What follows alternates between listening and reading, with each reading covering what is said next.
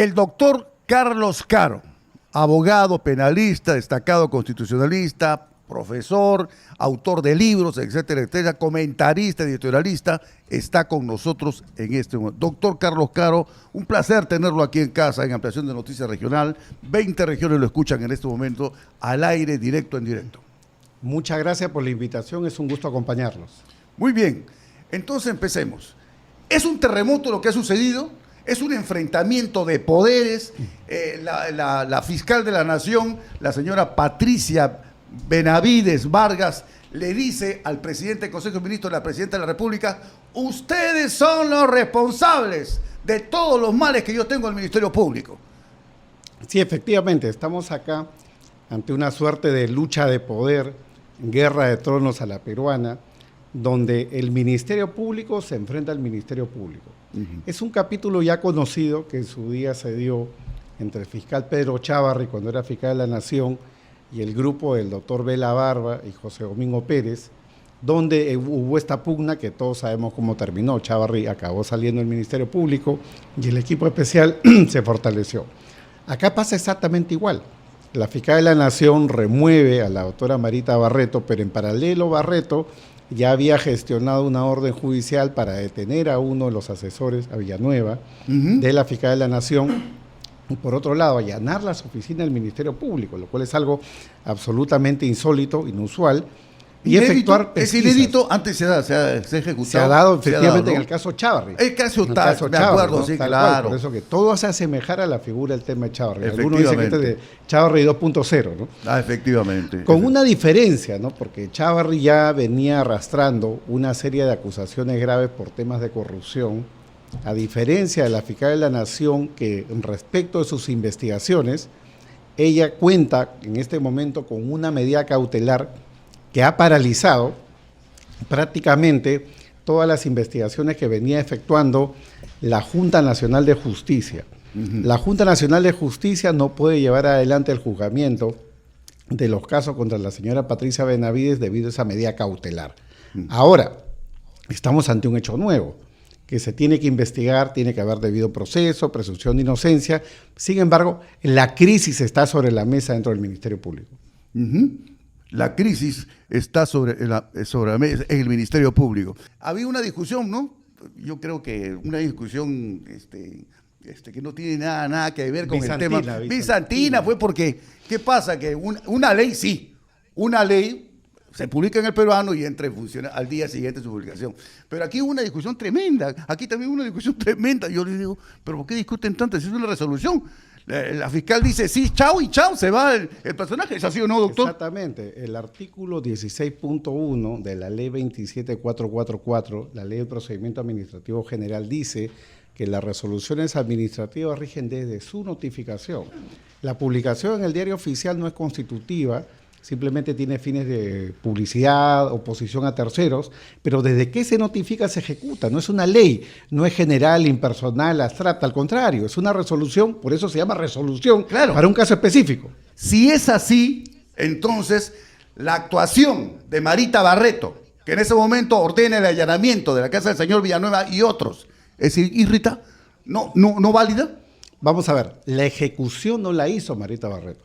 La ejecución ha estado a cargo de un fiscal que está todavía en funciones y se puede mantener en funciones, que es el fiscal Niño. Marita Barreto dejó de ser la fiscal coordinadora desde que fue notificada. Si fue notificada en la madrugada de ayer, a primera hora en su despacho. No es que ella haya ordenado. Digamos ella que coordinaba. Habrá coordinado tal vez, pero digamos la ejecución, por lo menos la parte visible, la ha llevado adelante un fiscal que está todavía y podría mantenerse, como repito, en funciones, que es el fiscal Niño, con la policía y sobre todo en base a una orden judicial, que es lo que nos avala, ¿no? Orden que será buena, mala, podemos discutir, pero es una orden judicial, consecuentemente se tiene que ejecutar. El solo hecho de que la transparencia sea un principio de la administración pública, y en este caso de que la fiscal de la Nación haya separado a quien la investiga y quien había logrado justamente que el Poder Judicial apruebe la orden de detención contra sus principales asesores y que ahora sea una persona que la ha cambiado y haya puesto a un nuevo fiscal, ¿no es una injerencia a este proceso para que se conozcan de todas las evidencias. Sí, bueno, acá yo creo que hay que diferenciar varios temas, ¿no? Por un lado está el tema político, en el sentido de política institucional del Ministerio Público, y por otro lado está la cuestión de constitucionalidad y legalidad. Si vamos a la cuestión política, yo creo que el enfoque es claro. Desde mi punto de vista hay un desgaste de la imagen de la Fiscalía de la Nación. No tiene en este momento ni legitimidad ni gobernabilidad al interior, no solo del Ministerio Público, porque estamos viendo una guerra, Fiscalía versus Fiscalía, pero además frente a otras instituciones, ¿no? ¿Cómo puede interactuar la Fiscalía de la Nación frente al Congreso si es que precisamente en el Congreso se habrían gestado estas coordinaciones que para el Poder Judicial y la Fiscalía son ilegales? ¿Cómo puede actuar ante el Poder Judicial si el Poder Judicial ha ordenado que se allanen oficinas de la Fiscalía de la Nación? Entonces, en términos de lo que es gobernabilidad de la Fiscalía, yo pienso que ella debería dar un paso al costado, no porque sea culpable de algo, sino simplemente por, digamos, salvaguarda de lo que es la institucionalidad y los fines de la Fiscalía, pero eso es una decisión personal. Si vamos a la cuestión constitucional, la cosa cambia, ¿no? Porque ella no es culpable de nada, a ella no le han imputado nada, solamente la puede investigar un fiscal supremo, y a ella no se le ha abierto investigación, tampoco tiene una acusación constitucional, de forma que ella está en este momento garantizada por el debido proceso y sobre todo por la presunción de inocencia. Entonces no se le puede considerar culpable de algo cuando todavía no ha existido contra ella una investigación. La doctora Barreto no puede investigar a la fiscal de la Nación, tiene cargos serios contra los colaboradores de la fiscal, y ese es un proceso que tiene que seguir su ruta. Solo para terminar, ¿no?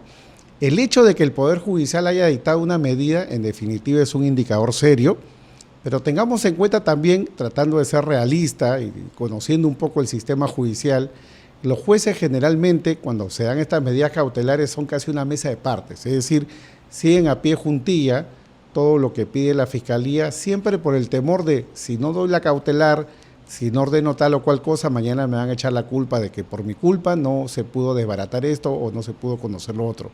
En definitiva, hay temas de fondo acá que discutir, hay temas de fondo que analizar, pero yo daría un paso atrás, ¿no? Esta es una crisis institucional, una lucha de poder.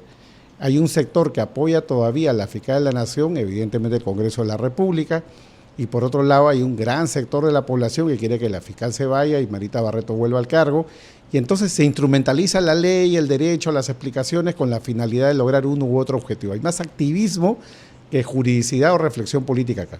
¿Por qué lo hace en este momento? ¿Por qué no pudo hacerlo antes, así, con efusividad, con la alta voz? ¿Ah? ¿Por qué no lo hizo antes, digo? Para mí es una estrategia, Ya. fuegos artificiales, como yo siempre digo, es decir, el ladrón va por allá, el ladrón va por allá, distraer la atención, porque la conferencia de prensa que tenía que dar la fiscal tenía que ver para responder. ¿Villanueva gozaba de su confianza, sí o no? ¿Sí o no? Claro. ¿Ella avala a Villanueva, sí o no? ¿Ella zanja de Villanueva, sí o no? Sobre esa cuestión, la fiscal ha estado muda. Eso es lo primero que debió tomar Eso. distancia o no Obvio, de obvio. ese tema. Eso es lo que todo el mundo esperaba. Claro. Un discurso tipo que sigan las investigaciones, la Fiscalía de la Nación apoya las investigaciones contra la corrupción, pero no lo hizo.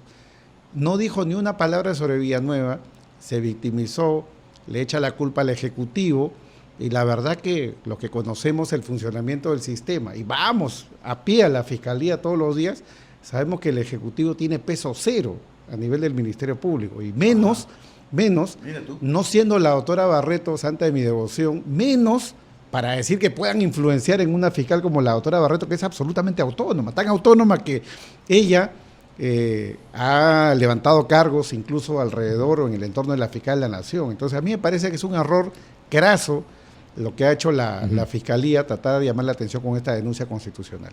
Doctor Carlos Caro, aquí sería importante que nos ayude usted también a orientar a nuestra audiencia. ¿Por qué resulta clave el defensor del pueblo, diríamos, para esclarecer estos hechos? A fin de... ¿Qué en todo caso tiene que ver aquí el defensor del pueblo con esta acusación o esta investigación iniciada a Patricia Benavides, la fiscal de la Nación?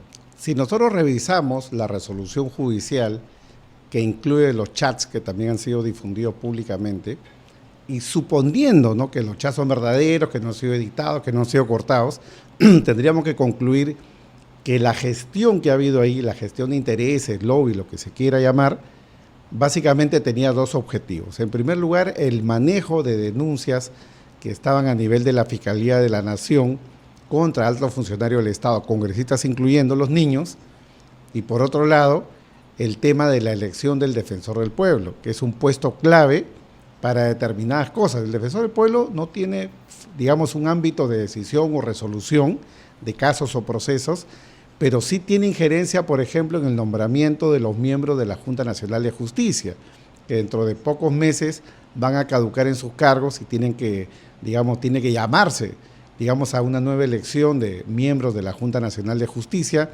y es allí donde el rol del defensor del pueblo es fundamental, porque tiene participación directa en lo que es el proceso de elección o selección de la Junta Nacional de Justicia, y según los chats, había la intencionalidad de poner a alguien con el que se pueda direccionar, digamos, esta elección a favor de determinada tienda política. Ya sacando conclusiones, ¿qué cosa tenemos que hacer en esto, la comunidad peruana? ¿Qué tiene que hacer ante este escándalo, este terremoto que como de epicentro en el Ministerio Público, en el Poder Ejecutivo y también en el Legislativo, déjeme decir? Sí, yo lo que creo que la espera es que se aplique el debido proceso y que las instituciones hagan su trabajo. La Junta Nacional de Justicia, conforme al artículo 45 de su ley orgánica, tiene la potestad, si es que considera que hay cargos serios contra la fiscal, de suspenderla provisionalmente en el cargo hasta por 6 meses, hay norma expresa, y eventualmente hasta destituirla si luego de un debido proceso se logra establecer que ella ha participado en hechos irregulares. Ese es un primer ámbito, que es el ámbito de la Junta Nacional. El Congreso podría hacer su trabajo, pero ya todos sabemos que el Congreso no va a ser ni juez ni parte acá, con lo cual es muy difícil que el Congreso pueda tomar alguna decisión de fondo. La otra es las alternativas dentro del propio Ministerio Público, que la señora Benavides renuncie, cosa que al parecer no va a suceder, o la otra es de que la Junta de Fiscales, no 2 fiscales, sino la Junta de Fiscales Supremos, llame, digamos, a una reflexión al interior de lo que es la institución y logre salir de esta crisis de manera consensuada, tal vez gestando la renuncia de la doctora Benavides. Correcto, doctor. Doctor Carlos Caro, abogado penalista y constitucionalista. Muchísimas gracias, doctor, por explicar de manera sencilla a todo nuestro público de las 20 regiones que lo han escuchado en directo. Muy amable. Muchas gracias, buen día, hasta luego. Hasta la próxima, doctor.